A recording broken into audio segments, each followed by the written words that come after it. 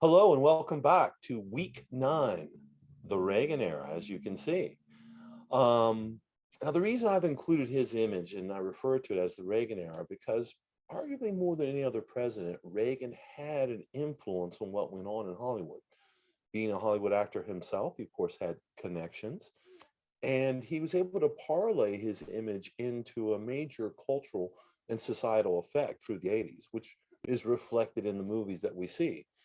80s movies are flashy, big budget Hollywood affairs that have a lot of big stars, a lot of flashy action, special effects, and usually a huge promotional campaign that goes along with the movie to make it a success. So this week, for the films that I picked, we're going to talk about a few major topics. Number one, Reagan era and its influence on films, the blockbuster and how that progresses from the 70s into the 80s, almost becomes a more refined version of it, also produces many lousy sequels to those films. And then also the influence of home video on the movies, because now Hollywood had a secondary market that they could sell their films to. Also, cable TV. That meant people could watch them at home. And as we move through the 80s, they start to make more money off those secondary markets, videotapes, rentals, and sales, than they do off the runs in the theater.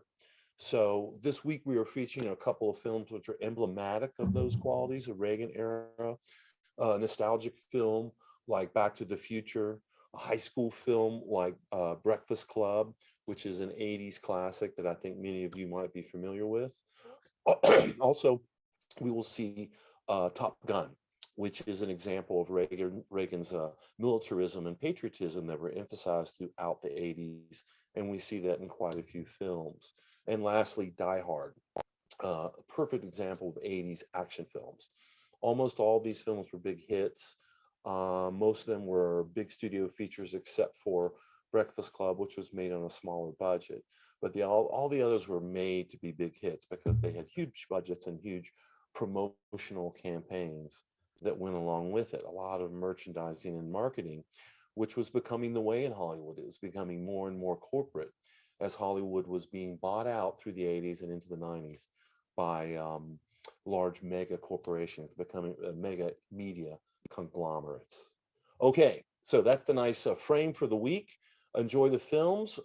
Make sure to watch the extra videos explaining some of this more in detail, and reach out if you have any questions. All right, thank you. Enjoy the 80s.